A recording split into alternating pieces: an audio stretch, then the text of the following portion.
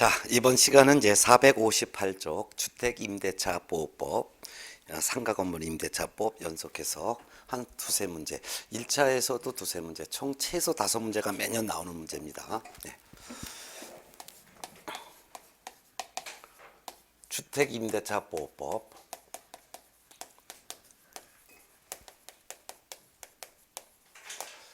보호법, 그 다음에 이제 상가건물 임대차보호법. 이건 이제 상가건물 임대차보호법은 뒤에 나와요. 네, 교재는 475페이지에 나와 있어요. 네, 이거는 475페이지에 나와 있는 건데, 먼저 주택임대차보호법부터 할 거예요. 네.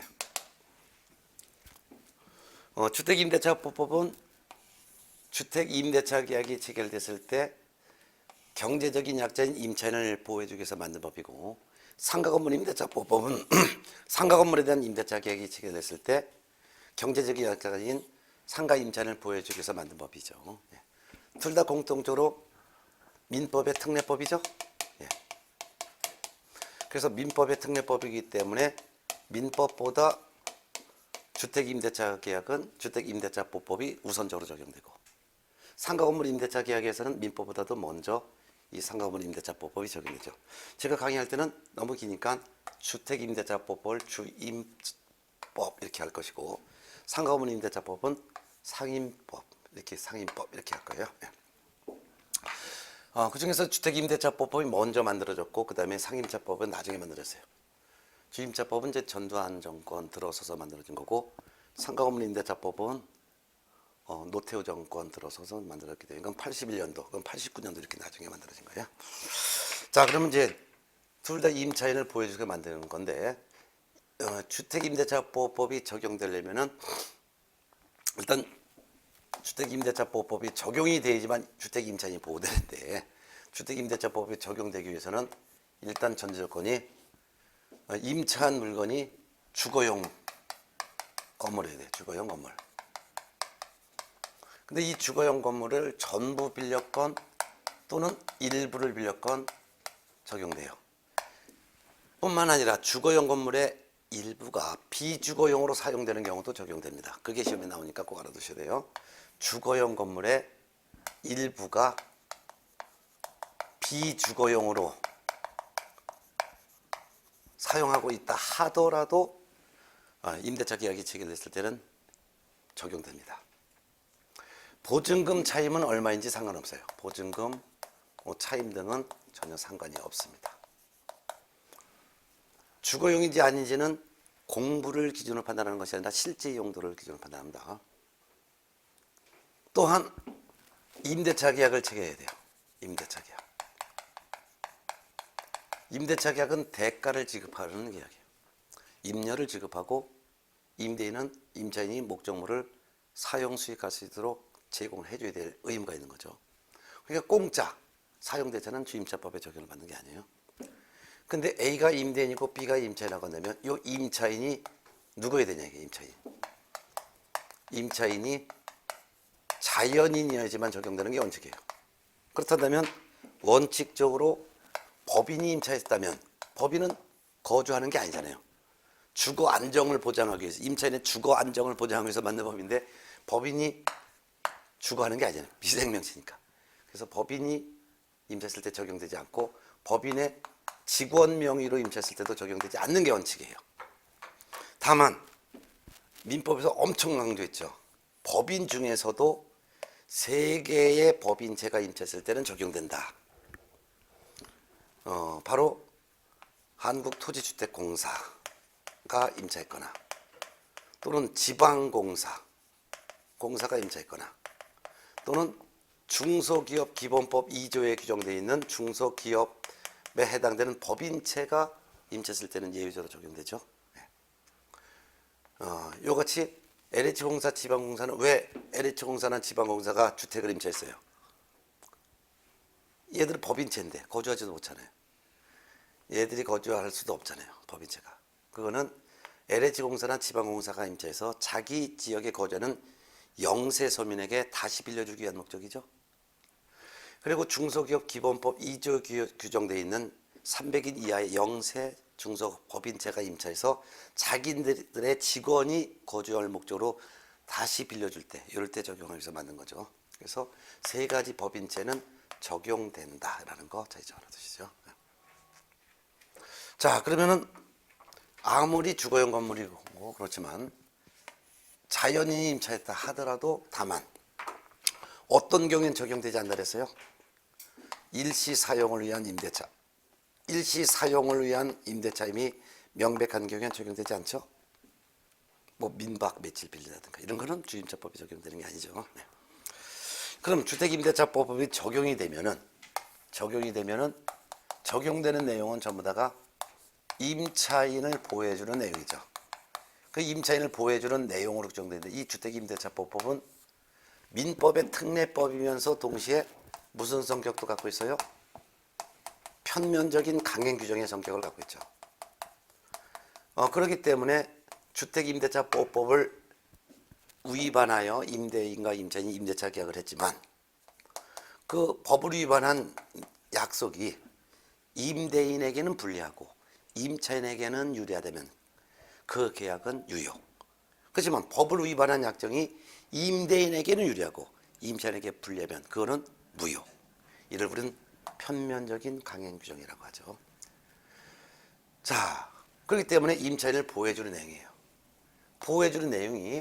임차인을 보호해주는 내용이 15가지가 있어요. 15가지 내용 중에서도 시험에 꼭 나오는 것들이 보통 한 8개 정도가 나와요. 자잘그레한 것들은 시험에 내지도 않고, 그래서 대표적으로 존속기간을 보장합니다. 그래서 적용되는 범위는 이렇게 봤고, 두 번째, 임차인을 보호해주는 데는 내용은 존속기간이 보장돼요. 존속기간이 어떻게 보장되냐? 몇 년 보장? 2년. 그래서 임대차 계약 기간을 정하지 않았거나 해도 2년은 보장. 기간을 정했는데 2년 미만으로 정했어요. 하더라도 2년으로 계약한 것으로 본다. 예를 들어서 1년 계약했어도 2년으로 계약한 것으로 본다. 근데 문제는 요거예요. 2년 미만으로 정했다 하더라도 임차인은 2년 미만으로 정한 이 기간이 유효하다라는 것을 주장할 수 있어요. 1년 계약했을 때, 예를 들어서 1년 했을 때 2년으로 계약한 것으로 보지만 임차인은 2년 살겠다라고 주장해도 되고 1년 계약했으니까 1년만 살겠다라고 주장할 수도 있다 이거죠. 그렇지만 이 같은 경우는 임대인은 1년 미만으로 정한 이 기간의 유효를 주장하지 못하는 거죠. 결국 임대인은 임차인이 주장하는 것 그대로 수용할 의무만 있다 그 말이 되겠죠. 네. 자, 임대차 기간이 딱 여기까지라고 해요. 임대차 기간이 만료됐습니다. 임대차 기간이 만료되면 임대차는 종료되는 게 원칙이죠. 그렇지만 임대차 기간이 만료됐는데 단 보증금이 반환되지 않았어요. 즉 집이 안 나간다 해서 보증금을 안 빼줘요. 이러면은 보증금이 반환되지 않으면 임대차 관계는 그대로 존속하는 거예요. 존속하는 것이지 소멸하는 게 아닌 거죠. 그렇지만 만일 보증금에 월세가 있다면 월세는 지불해야 되는 거예요. 자, 요 같은 내용을 보셨어요. 특히 임차권은 임대차 기간이 끝났어요. 근데 보증금 안 줘줬으면 보증금 반환을 받을 때까지는 임대차 기간을 존속하는 것으로 본데, 근데 임대인이 보증금을 빼주지 않아서 어쩔 수 없이 살고 있어요. 임차인은 딴 데 이사 가서 살아야 되는데 보증금을 주지 않네. 그러니까 임차인이 임대인을 상대로다가 보증금 반환 청구 소송을 제기해요. 그럼 판결문이 나오죠. 이 판결문이 바로 경매를 신청할 수 있는 권한이 부여되어 있는 문서예요. 이를 뭐라고 부르냐면 집행권한이라고 부르죠.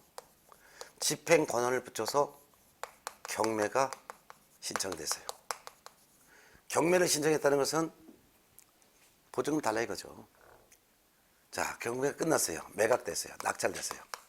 매각이 되면은 낙찰자가 대금을 다 완납하면 소유권을 취득하는데 임차권은 경락, 매각을 우리는 경락이라고 해요. 경매에서 낙찰됐다. 임차권은 경락으로 소멸되는 게 원칙이에요. 소멸된다. 그렇지만 다만 임차 보증금이 전액 변제되지 아니한 대항력이 있는 임차권은 소멸하지 않습니다. 즉 임차권은 경락에 의해서 소멸한다. 다만 임차 보증금이 경매됐지만 다 낙찰되면서 배당받지 못하고 일부라도 덜 받았어요. 보증금이 전액 변제돼야 되는데 전액 변제가 되지 않았을 때는 임차권은 경락으로 소멸하지 않는다는 거죠. 보증금 다 받을 때까지는 낙찰자에게 추가로 나 박 못 빼 이렇게 주장할 수 있다 이거죠. 매년 사업 나오는 거죠. 그래서 임차권은 경락에 의해서 이 임차권은 경락에 의해서 소멸하는 것이 원칙이지만 다만 임차 보증금이 전액 변제되지 아니한 무슨 임차권? 대항력이 있는 임차권. 대항력이 있는 임차권은 소멸하지 않는다는 거죠. 자, 그다음에 이제 묵시적 갱신이라는 게 있어요. 이건 이제 약속이고 자동적으로 재계약, 자동 재계약을 우리는 묵시적 갱신이라고 하죠. 묵시적 갱신을 우리는 법정 갱신이라고도 하죠. 이거는 임대차 계약 기간이 여기부터 여기까지예요. 근데 임대차 기간 만료되기 전에 임대인도 임차인에게 방 빼라 이런 말이 없고 보증금 올릴게 이런 말도 없고 임차인도 임대인에 대해서 나 방 뺄 테니까 보증금 돌리도 이런 말도 없고 보증금 낮춰주지 않으면 재계약 안 할 거야 이런 말도 전혀 안 하고 그냥 침묵에 의해서 자동적으로 재계약된 것을 우리는 묵시적 갱신 또는 법정 갱신 이렇게 부르죠. 근데 임대인은 언제 임차인에 대해서 아무런 말을 하느냐? 임대차 기간 끝나기 6개월에서 한 달 사이, 요 사이에 아무런 말을 하지 않았을 때예요. 그럼 임차인은 임대인에 대해서 아무런 말을 언제 하느냐? 임대차 계약 체결하고서 임대차 기간 만료되기 한 달 요 사이에 갱신 거절의 통지를 한 적도 없고 조건을 변경하지 않으면 다시 갱신하지 않겠다라는 뜻의 통지도 하지 않고 침묵지켰단 말이에요. 그러면 임대차 기간이 끝나면은 종전의 임대차와 동일한 조건으로 다시 계약이 갱신된 것으로 본다 이거죠. 동일한 조건이라는 것은 종전의 보증금 차임과 같은 조건이에요. 근데 재계약했을 때 재계약 기간은 2년으로 재계약된 것으로 보는 거죠. 그럼 2년으로 다시 재계약된 것으로 보지만 이 재계약됐다 하더라도 임차인은 언제든지 임대인에게 이 재계약의 해지를 통지할 수 있죠. 해지 통지를 받고 임대인이 해지 통지를 받고 3개월이 경과되면 이 재계약은 해지가 됐다는 해지의 효력이 발생하는 거죠. 주의할 것은 이와 같이 법정 갱신됐을 때 임차인만 임대인에 대해서 해지 통지할 수 있는 것이지 임대인은 임차인에게 해지 통지할 수가 없고 해지 통지해봤자 효력이 없습니다. 이와 같은 묵시적 갱신, 법정 갱신인 이런 사유가 있는 게 원칙이지만 다만 이와 같은 경우라 하더라도 법정 갱신을 인정하지 않는 경우가 있죠. 임차인이 이기의 차임을 연체하거나 또는 임차인으로서의 의무를 현저히 위반했을 때는 법정 갱신, 즉 묵시적 갱신 이는 인정하지 않는다. 무조건 뭐 시험에 다 나오는 것들이니까 머릿속에 아마 이미 정리되어 있을 거예요. 자, 그 다음에 대항력 460페이지 대항력. 자, 임차인을 보호해주는 내용 중에서 대항력 있죠. 임차인이 단독으로 대항력을 취득할 수 있는 게 있죠. 뭐 대항력 내용은 뭐 설명 안 해도 알겠고 사실 대항력이 인정되려면 방법은 두 가지가 있죠. 첫 번째 뭐예요? 임차인이 임차인 명의로 임차권 등기해요. 등기하면 그날부터 제3자에 대해서 효력이 있죠? 제3자에 대해서도 나는 임차인이야. 나 임대차 기간까지 살 거야. 임대차 기간 끝나면 보증금 주면 그때 방 뺄 거야. 라고 그날부터 주장할 수 있는 힘이 생기는 거예요. 그렇지만 임차권 등기는 임차인 단독으로 할 수가 없죠. 그래서 임차인이 임차권 등기를 하지 않았다 하더라도 별도의 대항 요건을 갖출 수 있는 방법이 있죠. 그거 인정해 주려고 이 주임차법이 만들어졌잖아요. 그래서 임차인이 별도로 대항 요건을 갖추면 돼요. 이 대항 요건은 주택의 인도와 주민등록이에요. 근데 주민등록은 언제 주민등록된 것으로 보냐면은 주임자법에 전입 신고를 하면은 주민등록이 된 것으로 본다 이렇게 돼 있죠. A가 임대인이고 B가 임차인이라면 임차인이 대항 요건을 갖추는 방법은 임차인이 주택을 인도받아. 이 인도는 직접 인도, 간접 인도를 다 포함하고 임차인 명의로 인도받아도 되고 또는 임차인의 가족 중에 1인 명의로 인도받아도 돼요. 주민등록도 역시 마찬가지로 임차인 자신 명의로 주민등록해도 되고 또는 임차인 가족 중 1인의 명의로 전신가도 돼요. 이 주민등록이 바로 제3자에게 이 주택에 임차인이 있다라고 알려주는 공시하는 기능이 있죠. 그래서 이 주민등록 전신신고는 아주 정확하게 해야 돼요. 따라서 공부에 있는 대로 공부대로 해야 돼요. 공부대로. 그럼 주택 중에서도 다세대 주택이 있고 연립주택이 있고 아파트가 있을 거예요. 이런 경우는 건축물 대장에 동, 호수가 다 나와 있죠. 동수까지 전신고해야 돼요. 근데 다가구 주택 또는 단독주택 이런 것은 동호수가 없죠. 그러니까 집원까지만 정확하게 전신고하면 돼요. 자, 이와 같이 대항 요건을 갖추면 언제부터 대항이 생기냐? 이때부터는 주택인도가 전신하지만 이거는 그 다음 날부터 대항력이 생겨요. 주택의 인도를 1월 10일 날 했다. 주민등록은 1월 12일 날 했다. 그럼 두 가지를 다 충족한 그 다음 날은 언제예요? 1월 13일. 기산점은 0시부터예요. 0시부터. 예. 그러면 대항력이 있는 상태에서 주택이 제3자에게 매각이 됐다. 경매가 됐다. 낙찰자가 방패를 했을 때 못 빼 이렇게 주장할 수 있고 나중에 낙찰자가 임대차 기간 끝날 때 보증금을 별도로 줘야 되는 거죠. 네. 이런 내용은 뭐 워낙 기본 개념이기 때문에 뭐 판례를 여러분이 싹 좀 다 보셔야 될 거예요. 판례는 제가 예전에 다 읽어드린 거 쭉 보세요. 교재 462페이지, 463페이지까지 판례 있는 거. 그럼 판례는 뭐 다 한번 읽어봤으면 될 것이고.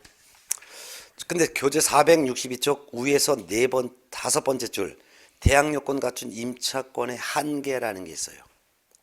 이건 뭐냐면은 예를 들어서 A의 주택에 대해서 집주인이에요. 이게 소유자죠. 근데 이 주택에 대해서 제일 먼저 저당권이 설정돼 있어요. 예를 들어서 B라는 사람이 은행이에요. 이 주택을 담보증금 받고 돈을 빌려줬다 그 말이죠. 또는 근저당이 설정됐어요. 또는 담보가등기가 설정됐어요. 또는 가압류가 먼저 설정됐다. 그런 상태에서 C라는 임차인이 있다. 이 사람이 대항 요건을 갖춰서 대항력을 취득했다. 그런 상태에서 후에 또 D, 저당권자가 있다든가 근저당권자가 있다든가 담보가등기권자가 있다든가 가압류권자가 있다. 임대차 계약 기간은 여기까지 나갈게요.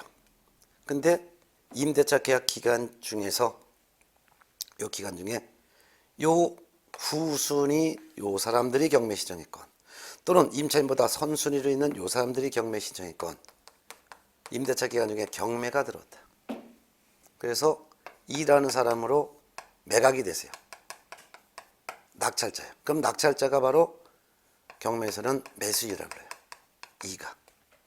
이 사람이 대금을 다 완납하면은 완납 즉시 소유권을 취득하죠. 그런 경우에 임대차 기간이 여기까지 남아있는 C 입장에서는 이때까지 살겠다고 주장을 못하는 거죠. 먼저 설정되어 있는 담보물건이 있다면 먼저 설정된 권리자가 경매시장했건 후순위 권리자가 경매시장했건 임차인은 이 주택 임대차 계약을 체결하고 들어올 때 최소한도 이 주택 등기부는 떼어봐야 되겠죠. 떼어봤더니 집주인이 B라는 사람한테 돈 꾸어갖고 담보 제공했다든가 또는 B로부터 개인적으로 돈을 갚아야 될 의무가 있다는 것이 있단 말이에요. 이건 언제든지 경매가 들어온다는 것이 예견되어 있는 거잖아요. 그런 상태에서 주택을 임차해서 대항 요건 갖춰 대항력을 지르게 되면 이 낙찰자인 이는 너 방패 하면 이 사람은 깨갱되고 쫓겨나가는 거죠. 그 대신 이제 보증금은 권리 설정 순서에 따라 배당을 받을 수는 있어도 임대차 기간까지 살다는 것은 보장 못하는 거죠. 그러면 이와 같이 이 주택이 경매 공매됐을 때 제3자가 즉 낙찰자가 방패했을 때 못 빼 이렇게 주장한다는 게 바로 대항력인데, 그러기 위해서는 이 임차인은 가장 1순위로다가 임차인이 대항력을 가졌을 때만 방패했을 때 못 빼하는 거지, 이 임차인보다 먼저 선순위로다가 여하튼 돈 꿔준 권리자들이 있다면 이 사람들이 경매 시정했건 이 사람이 경매 시정했건 낙찰자 방 빼고 나가야 되는 거죠. 그래서 이와 같이 임대차 기간 중에 그 주택이 제3자에게 매각 등이 됐을 때 새 주인인 양수인이 방 뺐을 때 못 빼 이렇게 주장하시는 게 대항력인데, 그러려면 가장 1순위로다가 임차인이 대항 요건 갖춘 임차인만 주장하시는 것이지 이와 같은 권리자보다 뒤에 설정된 임차인은 양수인에게 대항하지 못하고 낙찰자에게 대항하지 못하고 방 빼면 쫓겨나간다 이거죠. 그 다음에 464쪽 4 확정일자인에 의한 우선 변제권, 요거를 좀 볼게요. 자, 이번에 또 임차인을 보여주는 내용이 확정일자인에 의한 우선 변제권.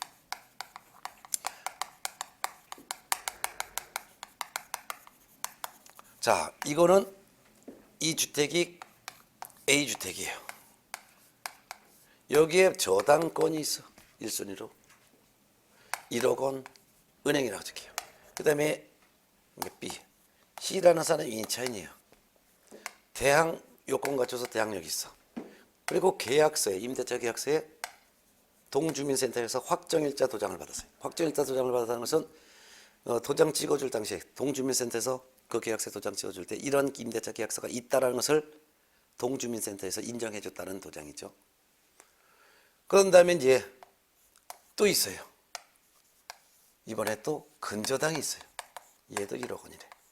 임차인의 보증금도 1억이라고 할까요? 이런 경우에 이 주택이 경매 나왔어요.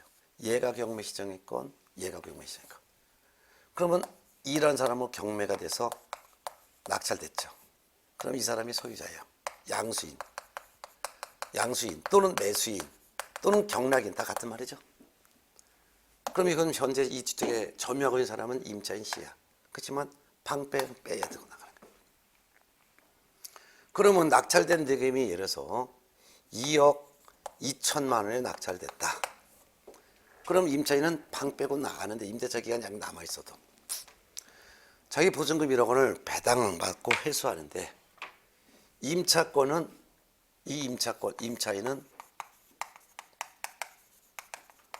채권자예요.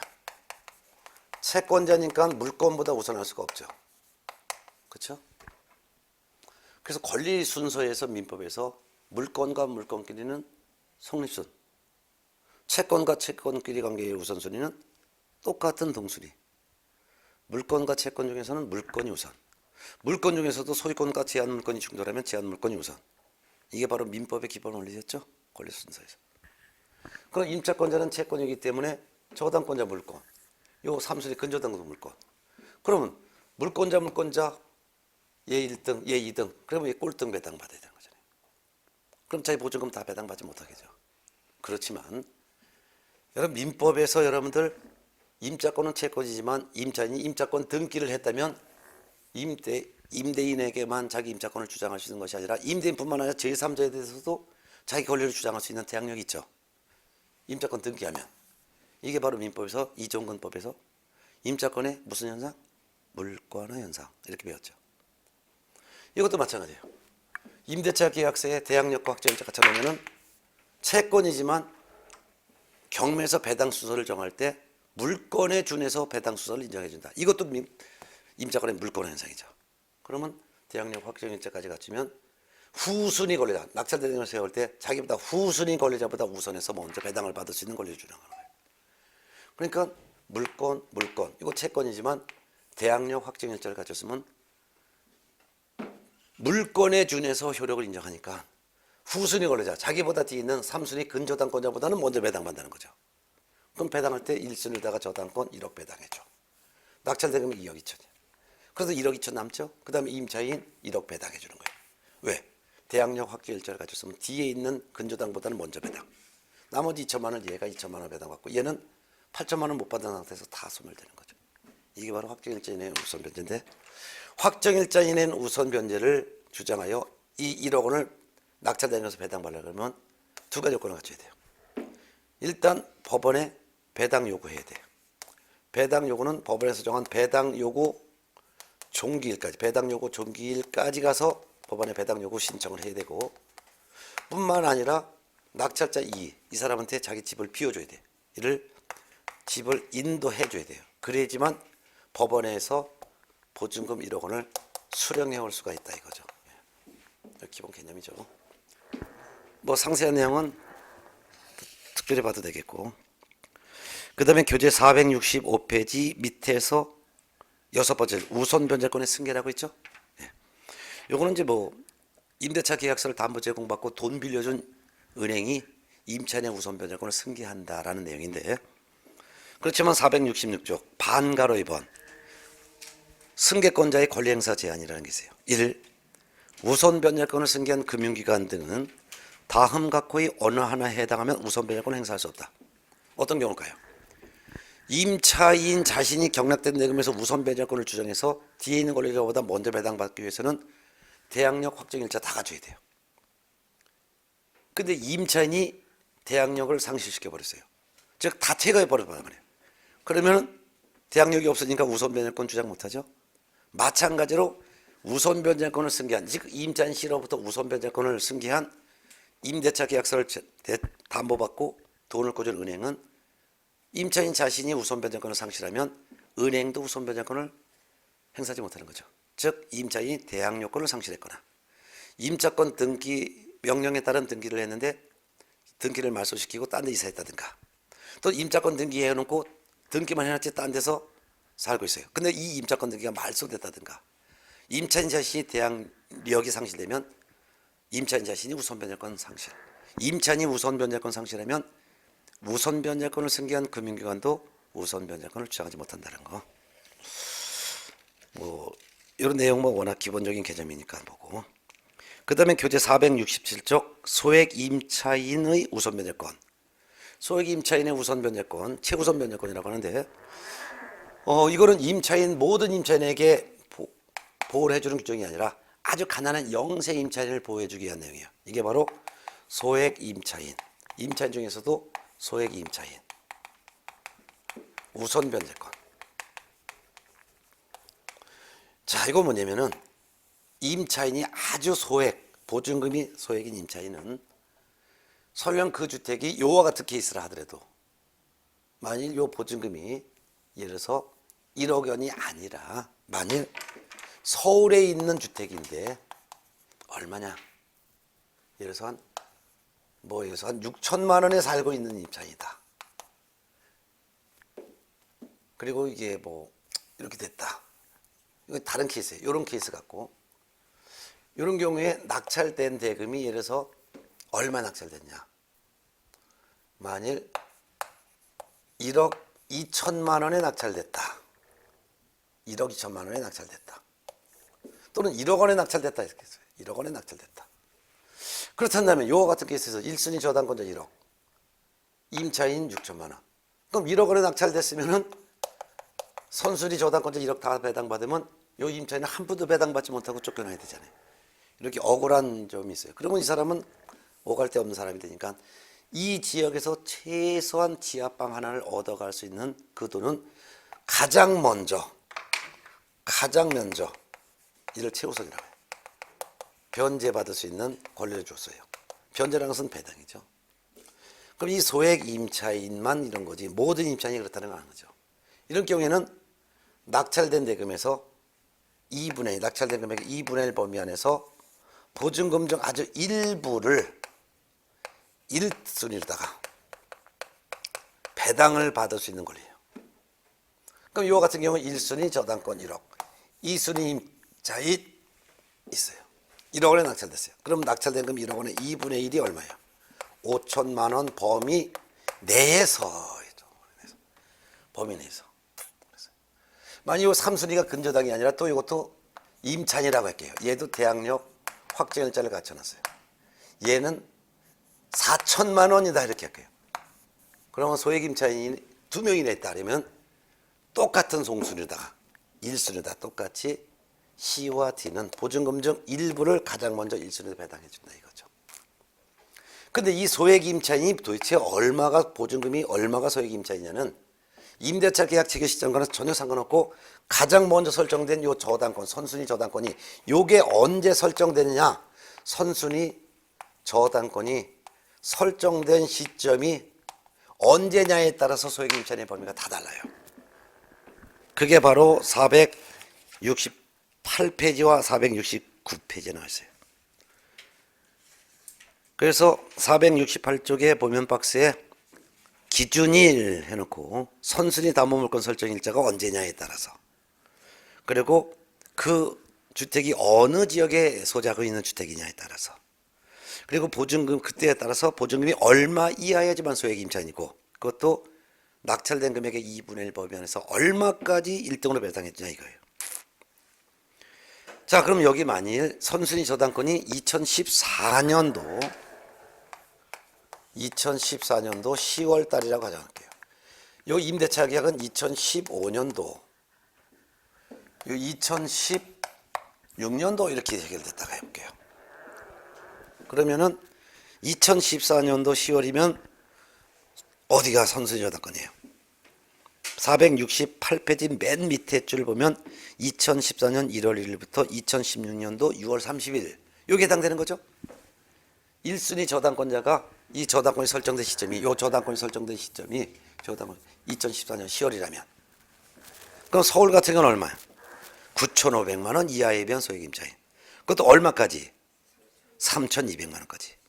근데 만일 이 1순위 저당권이 이 오른쪽에 469페이지 보세요. 박스에 2016년도 3월 31일 이후에 1순위 저당권이 이때 설정됐다면 서울이면 1억 원 이하인 경우 그것도 3,400만 원까지 1순위를 배당해 준다 이거죠. 근데 이번 케이스 같은 경우는 2014년도 10월 달에 1순위 저당권이 설정됐으면 서울 같은 경우는 9,500만 원 이하의 임차인이면 소액 임차인이고 그것도 얼마까지? 3,200만 원까지. 그럼 3,200만 원까지면 요 1순위 저당권자보다 2순위 임차인, 3순위 임차인을 똑같이 소액 임차인에 해당되니까 같이 동순위로다가 C와 D는 동순위로다가 1순위에 배당해 주는데 이때 배당해 주는 것은 얘 둘 다 소액 임차인에 해당되죠? 그러니까 이 금액 갖고 따지는 건 아니고 3,200만 원까지야. 3,200만 원을 다 준다는 게 아니라 3,200만 원까지야. 근데 낙찰된 금액이 1억이면 1억 원의 2분의 1인 5천만 원 범위 내에서 동순위로 배당한다는 거예요. 결국 C는 얼마? 2,500만 원. D도 얼마? 얘도 2,500만 원을 1순위 다 배당해 준다 이거예요. 그럼 5천만 원 남죠? 그럼 남은 거를 1순위 저당권자한테 5천만 원. 그리고 끝이다 이거죠. 이 뜻이죠. 네. 이런 내용은 제가 2월 달에 케이스 갖고 상세히 설명드렸으니까 이제 뭐 다 알 걸로 이제 믿어집니다. 그 다음에 470페이지 임차권 등기 명령 제도가 있어요. 자, 요거는 모든 임차인에게 적용되는 거예요. 매년 시험 나와요. 제가 지금 설명드린 것은 이거 다 시험에 나오는 거예요. 뭐 하나하나 빠짐없이 다 알아두세요. 그 다음에 요것도 알아두시고 여기서 이제 포인트는 이제 2분의 1 범위 안에서 낙찰된 금액 쓰는 거. 자, 그 다음에 임차권 등기 명령 제도 있어요. 임차권 등기 명령 제도라는 것은 임대차 기간이 끝났어요. 그런데 임대인이 보증금을 반환하지 않아요. 이럴 경우에 임차인이 그 주택소재지 법원에다가 임차권 등기해달라고 신청하는 것을 임차권 등기 명령제도라고 합니다. 여기서 포인트는 임대차 기간 중에 임차권 등기 명령 신청할 수 없고 임대차 기간이 만료됐는데도 불구하고 보증금이 반환되지 않았을 때 그 임차인이 그 주택소재지 법원에다 임차권 등기 명령 신청하는 거예요. 또한 반가로 위반, 임차권을 승계한 금융기관. 아까 임대차 계약서를 담보 제공받고 돈 꿔준 은행이죠. 이 사람도 역시 임차인을 대위해서 임차권 등기 명령 신청할 수도 있습니다. 그 다음에 반가로 3번 임차권 등기 명령을 신청하는 임차인이나 임차권을 승계한 금융기관은 이같이 임차권 등기 명령 신청서를 그 주택이 소재하는 법원에다 제출하는데 왜 임차권 등기 명령 신청하는지 그 이유, 임대차 계약서도 첨부하고 뭐 이런 것도 첨부해서 같이 제출하는 거죠.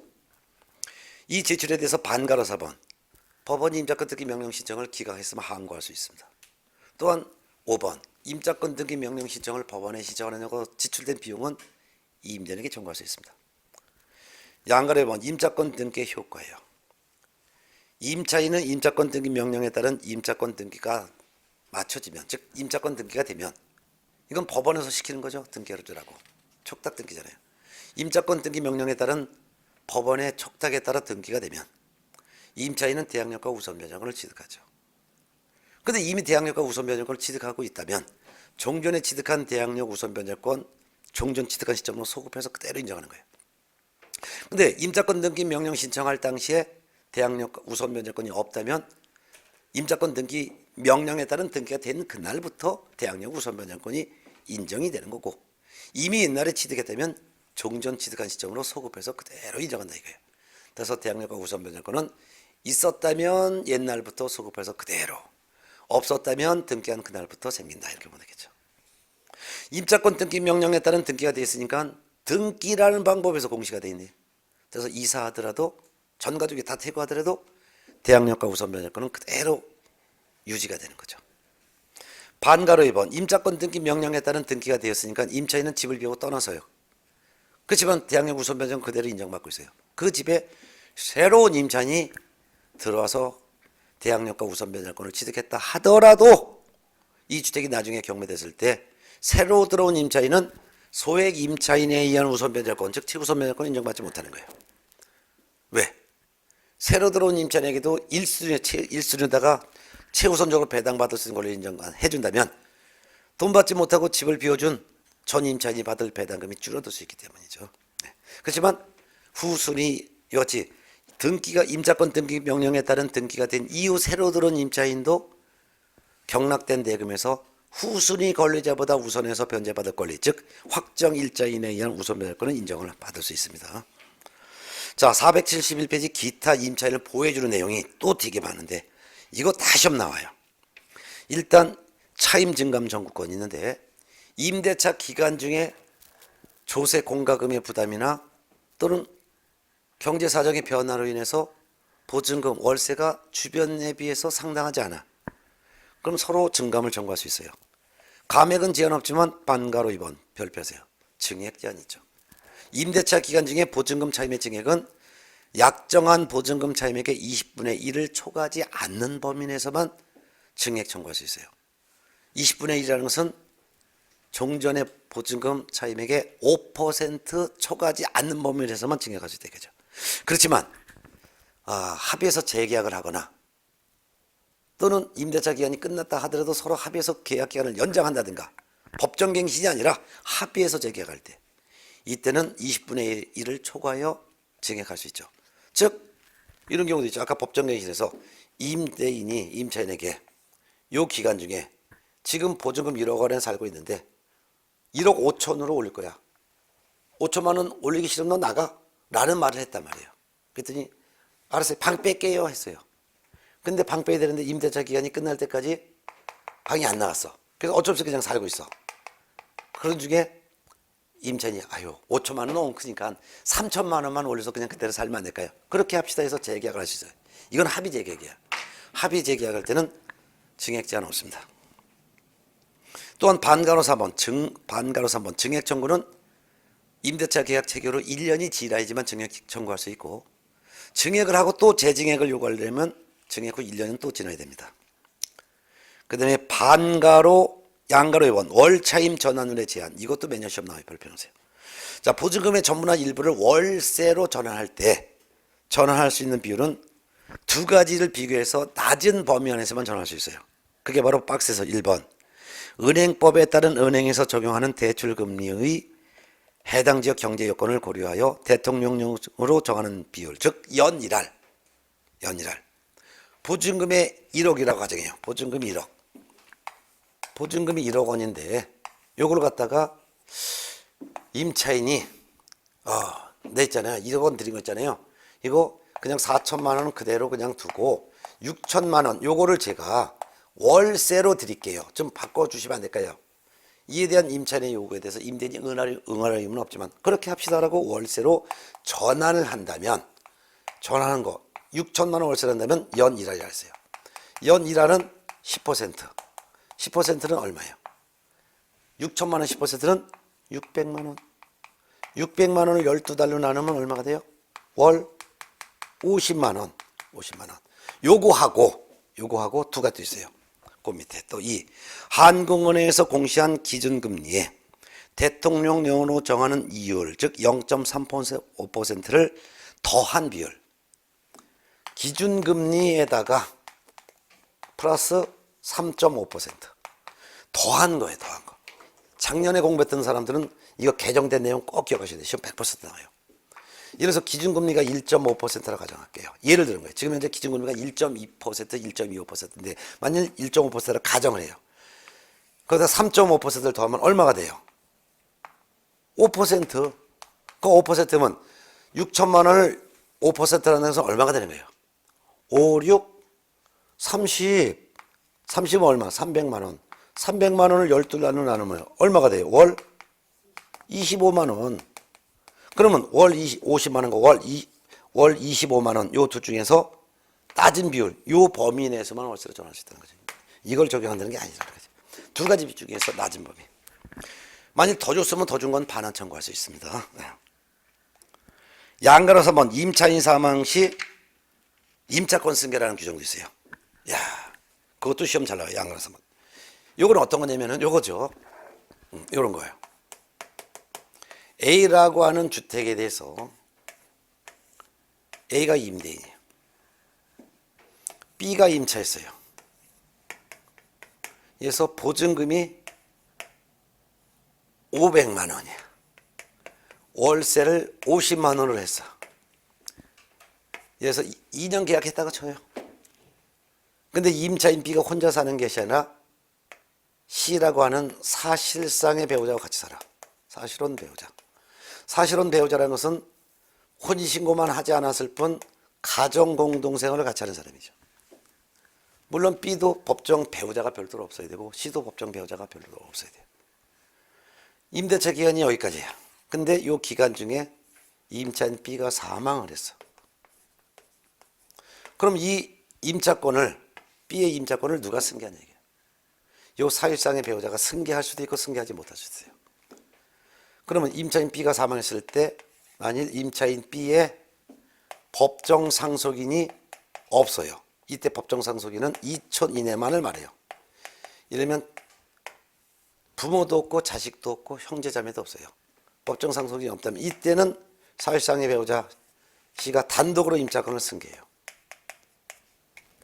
근데 법정 상속인이 있어요.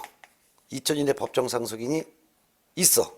즉 2촌 이내에 법정 상속인이 있다 이거예요. 예를 들면 누구냐? B의 자식, B 다시가 있다고 쳐요. 얘가 한 10살짜리라고 하잖아요. 이럴 때는 어떻게 하냐? 이때는 이 임차인이 사실상의 배우자와 같이 살고, 그리고 임차인의 자식인 B 다시는 가정공동생활하는 게 아니야. 다른 데서 살아. 다른 데서 살아.